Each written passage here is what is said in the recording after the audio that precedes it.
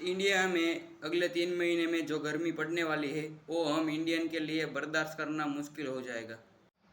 2024 का साल अब तक का सबसे हॉटेस्ट साल तो बन ही गया है, बट ये वाला साल यानी कि साल 2025 गर्मी में मामले में साल 2024 का भी रिकॉर्ड तोड़ने वाला है, क्योंकि हाल ही में इंडियन मीटियोलॉजिकल डिपार्टमेंट ने ये नोटिस निकाल कर बताया कि इस साल का अप्रैल में और जून महीना मतलब यह 3 महीने इंडिया में सबसे हॉटेस्ट महीने होने वाले हैं और स्पेशली इन स्टेट में भयंकर हीट वेव्स दिखने वाले हैं।